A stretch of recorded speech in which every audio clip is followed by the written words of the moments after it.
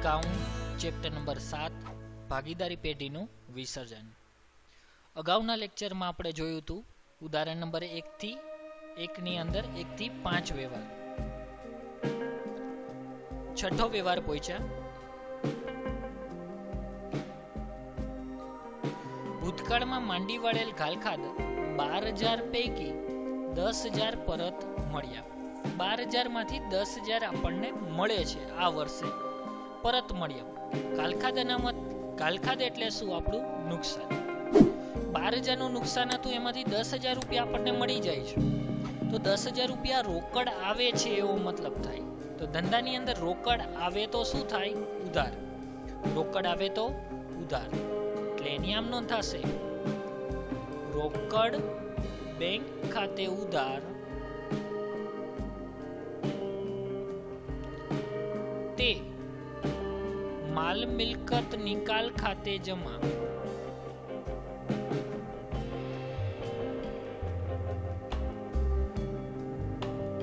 રોકડ બેંક ખાતે ઉધાર તે માલ મિલકત નિકાલ ખાતે જમા. આપણી પાસે કેટલી રોકડ આવે છે? 10,000. તો 10,000 રૂપિયા લખવાના. બાબજીમાં શું લખવાનું? ઘાલખાદના પરત મળ્યા.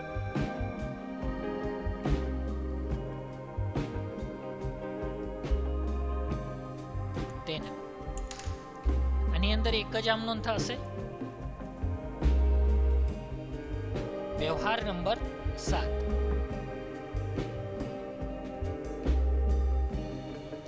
પેઢીના ચોપડે પાઘડી દર્શાવેલી નથી એટલે 1 નંબરની આમ નોંધ થશે નહીં. દર્શાવેલી નથી એટલે પેઢીના ચોપડે પાઘડી છે જ નહીં. આપણે પેલી આમ નોંધ ક્યારે કરી છે? જ્યારે જૂની કિંમત આપેલી હોય તો પેલી આમ નોંધ કરી છે. પણ પેલી આમ નોંધ તો કરવાની વાત જ નથી આવતી, કેમ કે પાઘડી દર્શાવેલી જ નથી, એટલે પેલી આમ નોંધ થશે નહીં. પરંતુ વિસર્જન સમયે તેના વેચાણના 35,000 ઉપજ્યા. તો પાઘડી હતી નહીં, પણ વિસર્જન સમયે 35,000 ઉપજ્યા. પાઘડી દર્શાવેલી નથી, પણ પેઢીના વિસર્જન સમયે પેઢી પાઘડીની ગણતરી કરી અને પાઘડી મેળવી શકે છે. તો વિસર્જન સમયે તેના વેચાણના 35,000 ઉપજ્યા, એનો મતલબ એ એવું કહેવા માંગે છે કે પેઢીના વિસર્જન સમયે પાઘડીના 35,000 રૂપિયા રોકડ મળ્યા, વધારાના મળ્યા. એની અંદર એક આમ નોંધ થશે. પેલી આમ નોંધ થશે નહીં, સીધી કઈ આમ નોંધ થશે? ઉપજ્યા એટલે રોકડ વાળી આમ નોંધ થશે. તો એમાં ક્રમ આપવાનો. પેલો રોકડ બેંક ખાતે ઉધાર તે માલ મિલકત નિકાલ ખાતે. કેટલા ઉપજ્યા? 35,000. ત્યાં લખવાના 35,000. બાજુમાં લખવાનું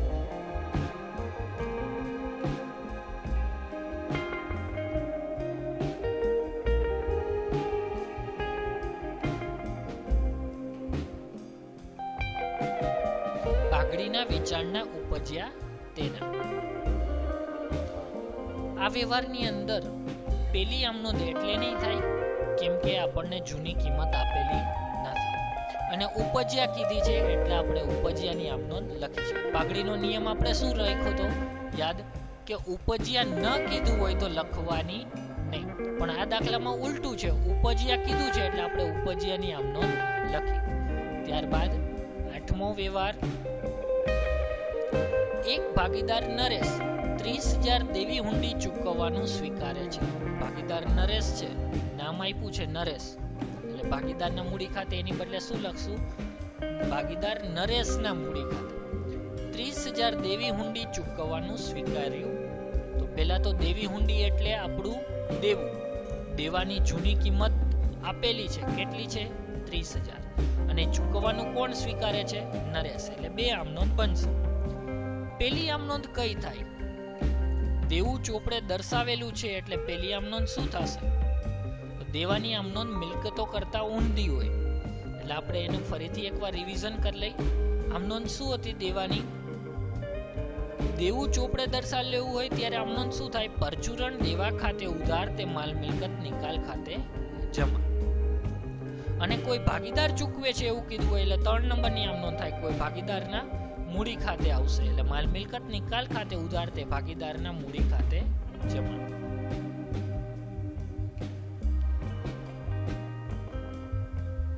તો પેલા જૂની કિંમતની આમ નોંધ થશે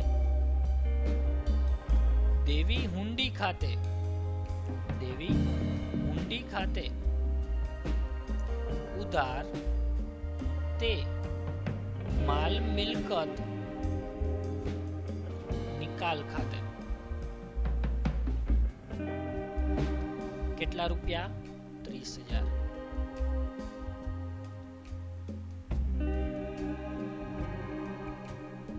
બાજેમાં શું લખશો? દેવી હુંડી ખાતું બંધ કર્યું તેના જેમ મિલકતો હતું એ જ રીતે દેવાનું આવે. દેવી હુંડી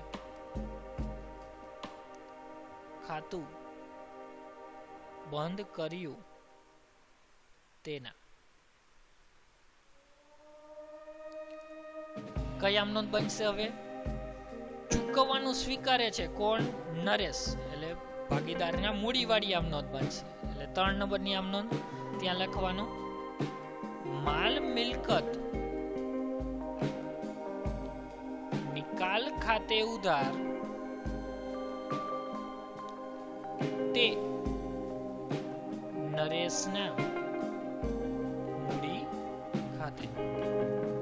તે નરેશના મૂડી ખાતે. કેટલા આવશે? 30,000 રૂપિયા.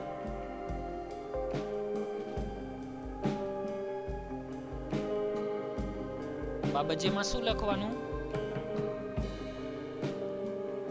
ભાગીદાર નરેશ દેવી હુંડી ચૂકવવાનું સ્વીકારે છે તેના અથવા ચૂકવે છે તેના એમ લખો તો પણ ચાલે. જો દેવાની અંદર પહેલા જૂની કિંમત હતી એટલે આપણે પહેલા નંબરની આમ નોંધ લખી અને ભાગીદાર ચૂક્યું એટલે 3 નંબરની આમ નોંધ આપણે લખી. અહીંયા ક્રમ તો આપણે જે આવે છે એ જ લખવાના પણ આપણે યાદ રાખ્યા છે 3 આમ નોંધના સ્ટેપ.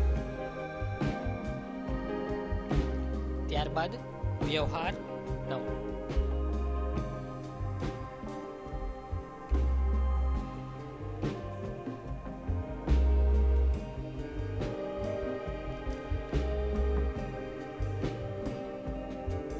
પેઢીના વિસર્જન સમયે દેવાદાર 80,000 અને લેણદારો 40,000 છે એનો મતલબ જૂની કિંમત.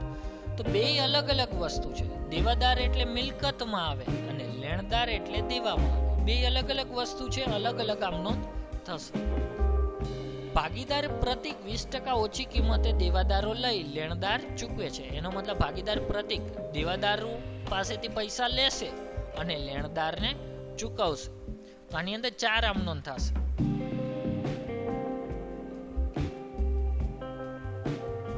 સૌથી પહેલી આમ નોંધ શેના માટે બનાવશી? દેવાદાર માટે.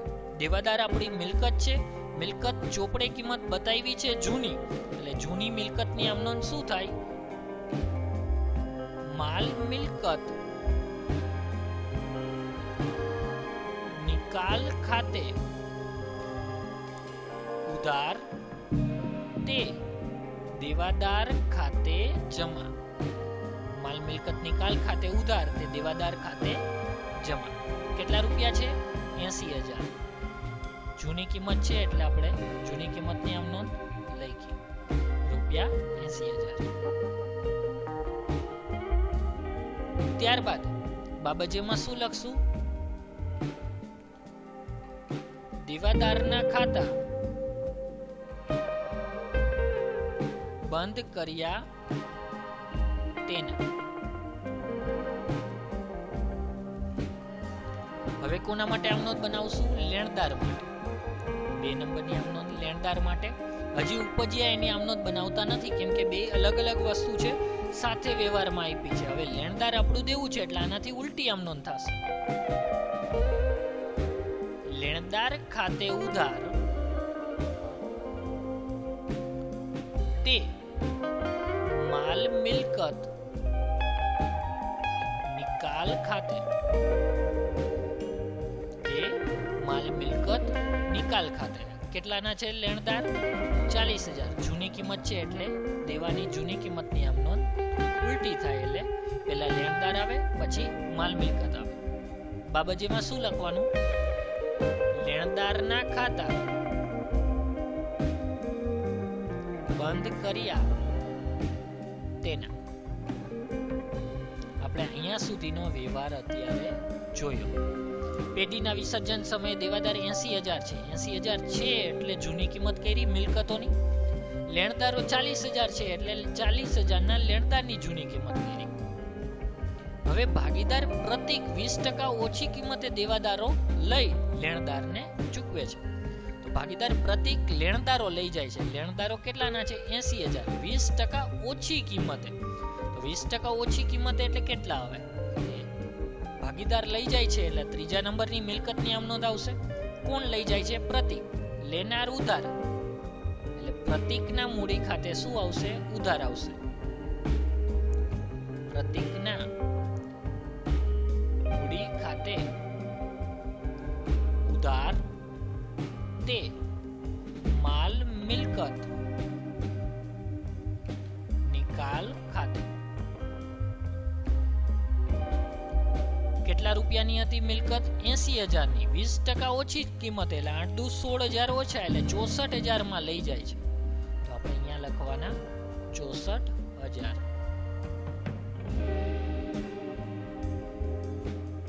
બાબજીમાં શું લખવાનું? પ્રતિક ભાગીદાર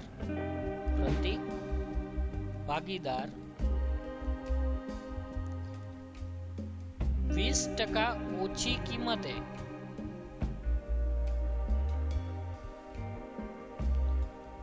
દેવાદાર લઈ ગયા તેના.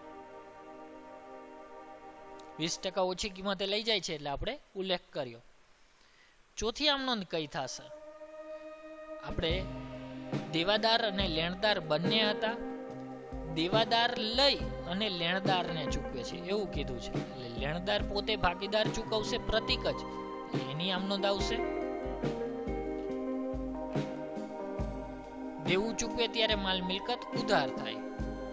માલ મિલકત નિકાલ ખાતે ઉધાર, તે પ્રતિકના મૂડી ખાતે. 20% જે ઓછા કરવાના હતા એ દેવાદારમાં જ કરવાના હતા.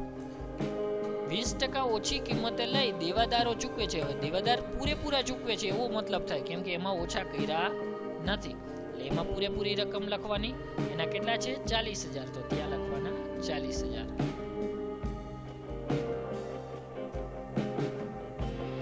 બાજેમાં શું લખાશે? પ્રતિક લેણદારોને રકમ ચૂકવે છે તેના. પ્રતિક લેણદારોને રકમ ચૂકવે છે તેના.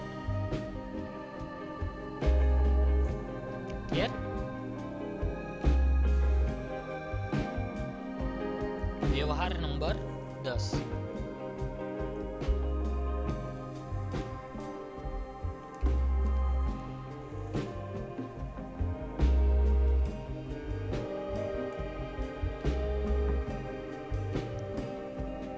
ભાગીદાર વિજય પેઢીના વિસર્જનની કાર્યવાહી કરવાની જવાબદારી સ્વીકારે છે. કોણ સ્વીકારે છે?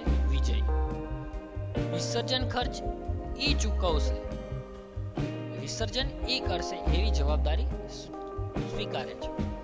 બદલામાં તેને મહેનતાણા તરીકે 12,000 ચૂકવવાનું નક્કી કર્યું. અને મહેનતાણા તરીકે કેટલા આપશે? 12,000. કોણ આપશે? પેઢી.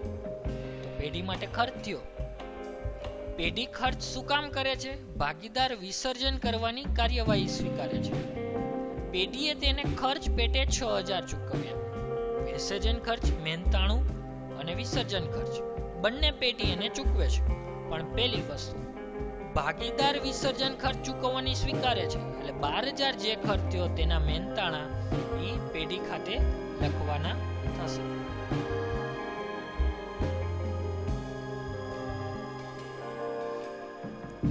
પહેલી આમ નોંધ થશે.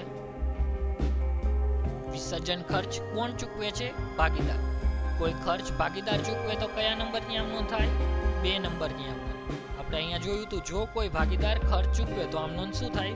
માલ મિલકત નિકાલ ખાતે ઉધાર તે ભાગીદારના મૂડી ખાતે જમા. તો આપણામાં કોણ ચૂકવે છે? વિજય ચૂકવે છે. એટલે આપણે વિજયનું નામ લખવાનું. એટલે આમ નોંધ શું થશે? માલ મિલકત નિકાલ ખાતે ઉધાર તે વિજયના મૂડી ખાતે. તે વિજયના મૂડી ખાતે. કેટલા રૂપિયા લખવાના?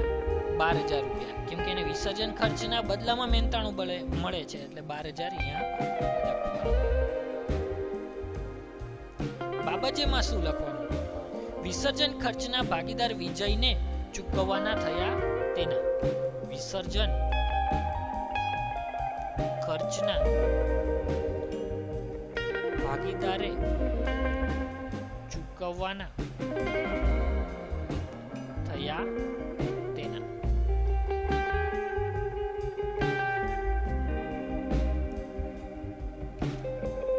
પેઢીએ તેને 6,000 ચૂકવ્યા. જો પેઢીએ તેને કેટલા આપ્યા? 6,000. ભાગીદારે ચૂકવ્યા 12,000. પેઢીએ તેને કેટલા આપ્યા? 6,000. તો બીજો વ્યવહાર થશે. પેઢી ભાગીદારને આપે છે, એટલે લેનાર કોણ થયો? વિજય.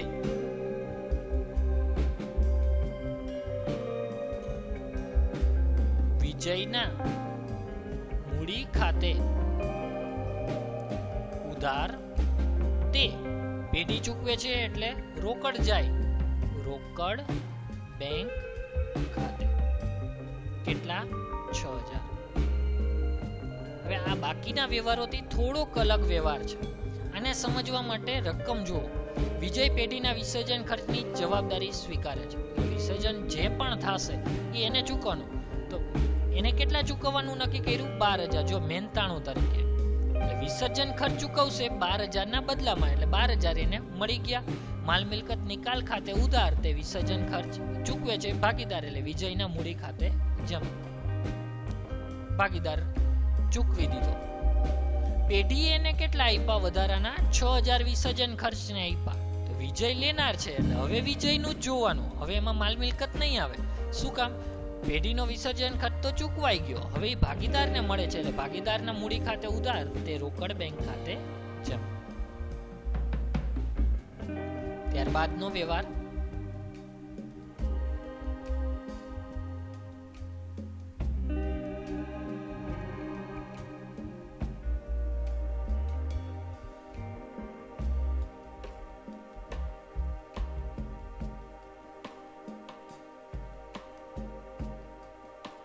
ભાગીદારી પેઢીના આવકવેરાની જવાબદારી 35,000 ચૂકવવાની થઈ, જે ચોપડે લખેલ નોંધેલ નથી.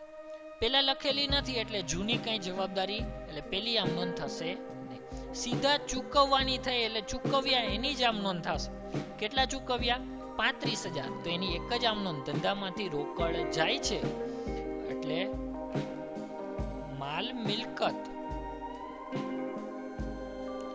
નિકાલ ખાતે ઉધાર તે રોકડ બેંક ખાતે જમા. કેટલા? 35,000. આવકવેરાની જવાબદારી પેઢીએ ચૂકવવાની હોય. પેઢી ચૂકવે એટલે રોકડ બેંક ખાતે લખાય. બાબતમાં શું લખવાનું? નહીં નોંધેલ આવક વેરો ચૂકવ્યો તેના. આવકવેરો એટલે ટેક્સ. કંપનીએ ટેક્સ ચૂકવવાનો થયો, જે ચોપડે લખેલો નહોતો. 35,000 એટલે પેઢીએ ચૂકવવો પડે. તો પેઢી ચૂકવે એટલે ધંધામાંથી રોકડ જાય. રોકડ જાય એટલે રોકડ ખાતે જમા આવે.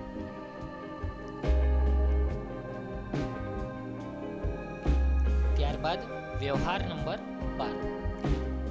વિસર્જન વખતે પેઢીના તમામ દેવા ભાગીદારની લોન ચૂકવ્યા પછી પેઢીમાં મિલકતનો વધારો. મિલકતનો વધારો એટલે યાદ રાખજો નફો. મિલકતનો વધારો એટલે શું કહેવાય? નફો. કેટલો છે? 60,000.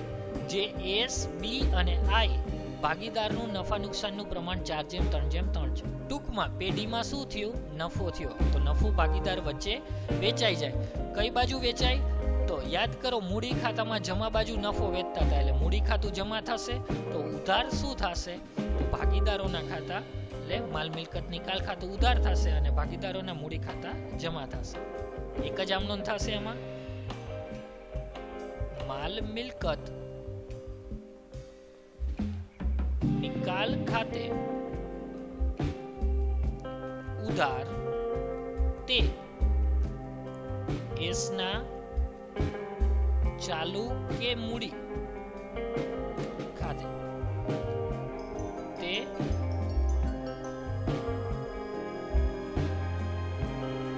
બી ના ચાલુ કે મૂડી ખાતે તે આઈ ના ચાલુ કે મૂડી ખાતે. કેટલો નફો છે? 60,000. પ્રમાણ શું આપ્યું છે તમને? 4:3:3. તો 60,000 ને 4:3:3 ના પ્રમાણમાં વેચી દેવાના, એટલે કેટલા આવશે?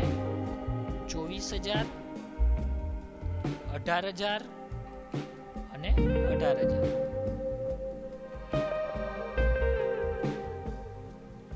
બાજુમાં શું લખવાનું? મિલકતોનો વધારો ભાગીદારો વચ્ચે વેચ્યો તેના.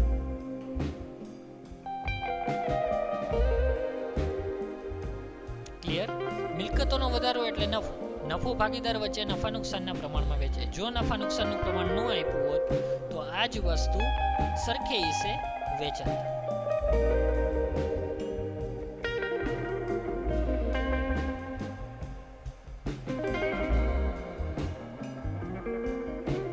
વ્યવહાર 13.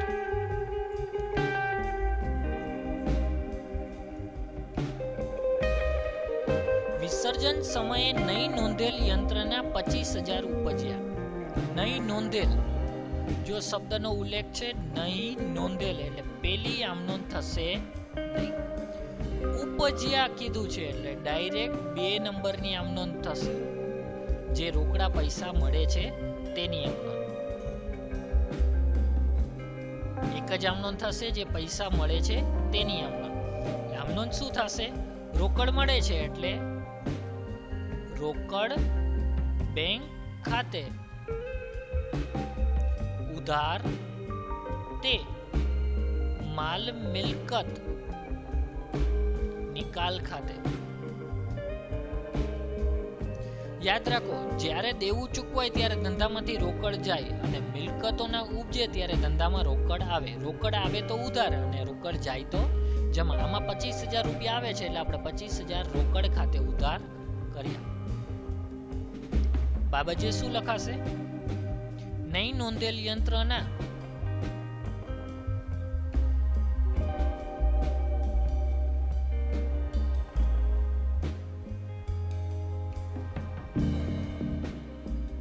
નહીં નોંધાયેલ યંત્રના ઉપજ્યા તેને.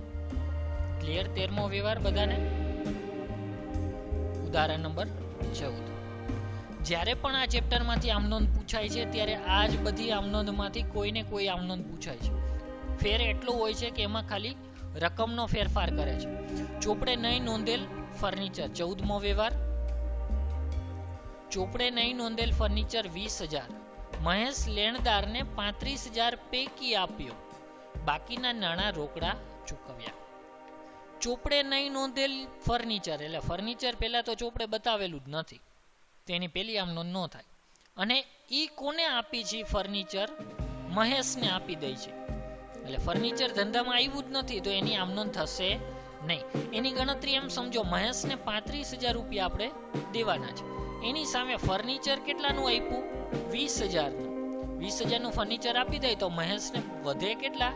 15,000 રૂપિયા દેવાના થાય. તો આ 15,000ની જ આમ નોંધ થાય. બધા ભૂલ શું કરે છે? ફર્નિચરની આમ નોંધ લખે છે, પણ આમાં ફર્નિચરની કોઈ અસર થાય નહીં. શું કામ ન થાય? કેમ કે ધંધામાં ફર્નિચર આવતું જ નથી, ધંધામાં કોઈ અસર થશે નહીં. એક જ આમ નોંધ થશે જે આપણે 15,000 ચૂકવી છે તેના.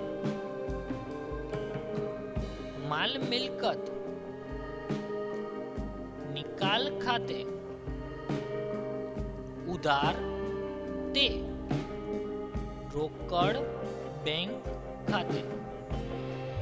કેટલા ચૂકવ્યા? 15,000. 15,000 લખવાના. ક્લિયર? ધંધામાં ફર્નિચર લખેલું નહોતું એટલે નોંધેલું નહોતું, જે એક લેણદારને ચૂકવવામાં આપી દીધા. લેણદારને 35,000 ચૂકવવાના હતા, એના બદલે 20,000 ફર્નિચર આપી દીધું. તો 35 માંથી 20 બાદ કરો એટલે હવે 15 જ દેવાના રહે, જે આપણે રોકડા ચૂકવ્યા. બાજુમાં શું લખાશે? લેણદારની બાકીની રકમ રોકડ ચૂકવી તેના.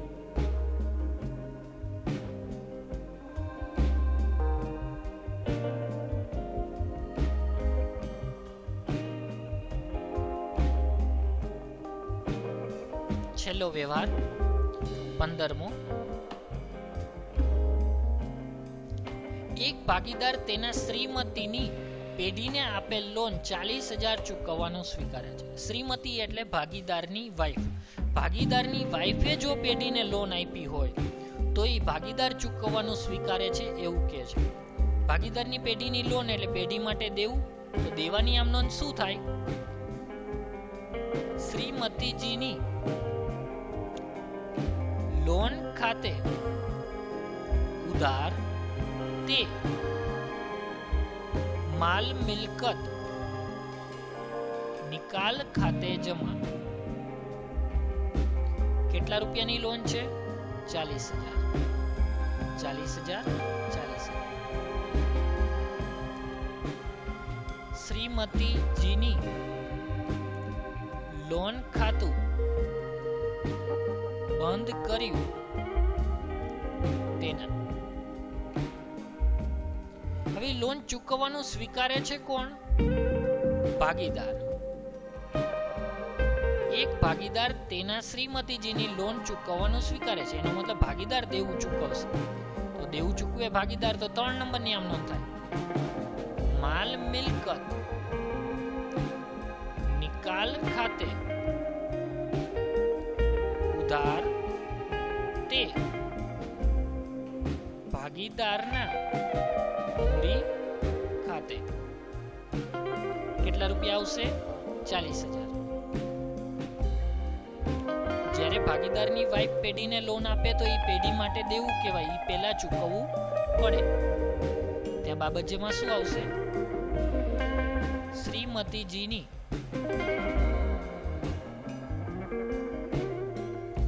લોન ચૂકવવાનું સ્વીકાર્યું તેના. ટોટલ 15 વ્યવહાર છે ઉદાહરણ નંબર 1 માં, અને આ 15 વ્યવહારમાંથી જ આમ નોંધ આવે છે. આના સિવાય આ ચેપ્ટરમાંથી ખરા ખોટા અને થિયરી પૂછાય છે. હવે પછીના લેક્ચરની અંદર આપણે સ્વાધ્યાયના અને બીજા પ્રેક્ટિસના દાખલા જોશું.